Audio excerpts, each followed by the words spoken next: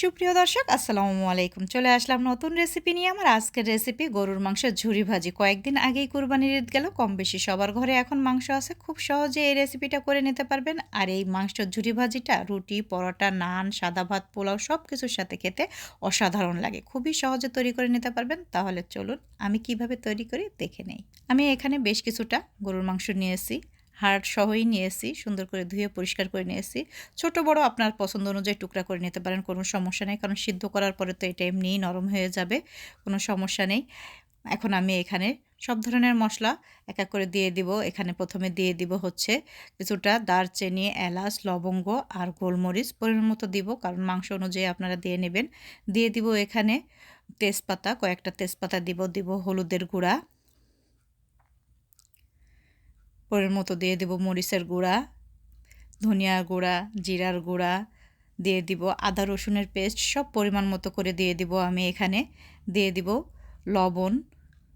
অবশ্যই লবণটা একটু দেখে দিবেন, বেশি দিয়ে দিলে আবার খেতে ভালো লাগবে না।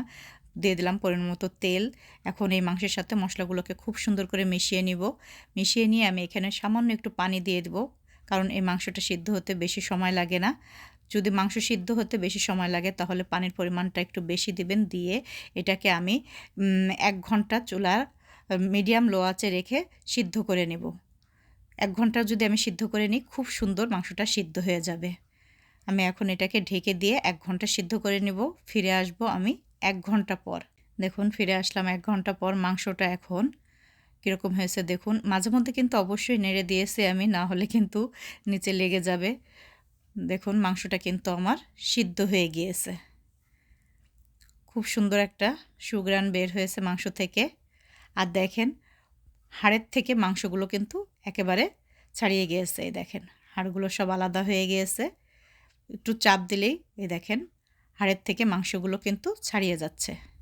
সবগুলো হাড়ের থেকে আমি মাংসগুলো ছাড়িয়ে নিয়ে হাড়গুলোকে আমি ফেলে দিব। প্রতিটা মাংসই কিন্তু একেবারেই নরম হয়ে গেছে, খুবই সুন্দর। আর এই মাংসটা কিন্তু আমি একেবারে ঝুরি করে ফেলবো না।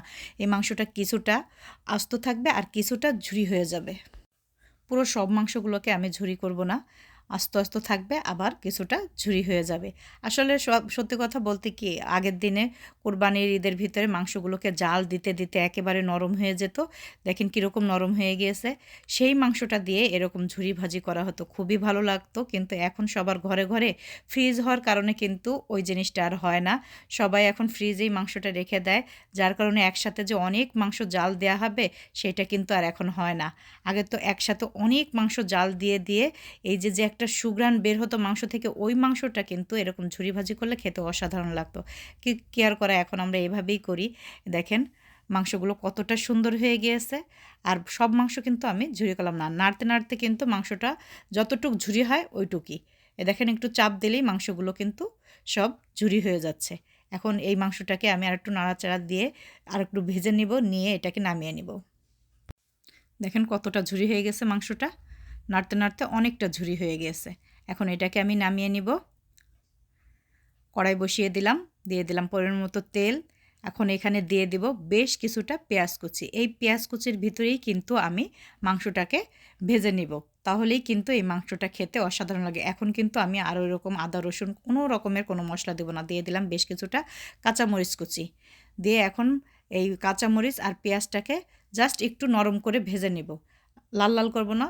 কয়েকটা নাড়া দিয়ে 1 মিনিটের মতো একটু পেঁয়াজটাকে ভেজে এখানে আমি মাংসগুলোকে দিয়ে দিব। পেঁয়াজটাকে ভেজে নিলাম, এই যে মাংসটাকে আমি দিয়ে দিলাম।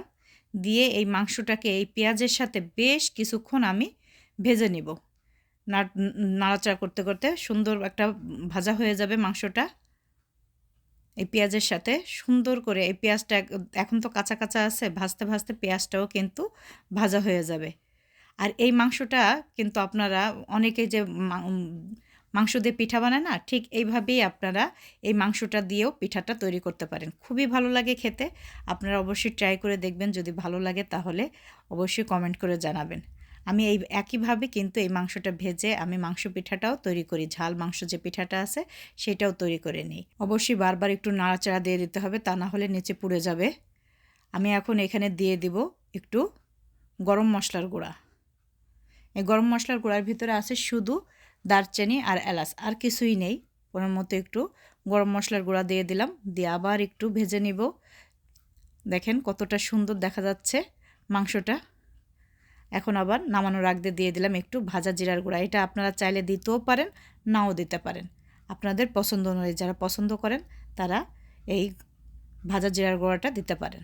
দিয়ে একটু আবার 1 মিনিটের মতো নেড়েচেড়ে এটাকে ভেজে নিব। দেখুন কতটা লোভনীয় হয়েছে, মাশাআল্লাহ, অসাধারণ লাগে খেতে। অবশ্যই আপনারা ট্রাই করে দেখবেন। যদি ভালো লাগে তাহলে লাইক, কমেন্ট, শেয়ার করবেন। আজকে এই পর্যন্ত, ফিরে আসব নতুন কোনো আরেক রেসিপি নিয়ে। সবাই ভালো থাকবেন। আল্লাহ হাফেজ। আসসালামু আলাইকুম।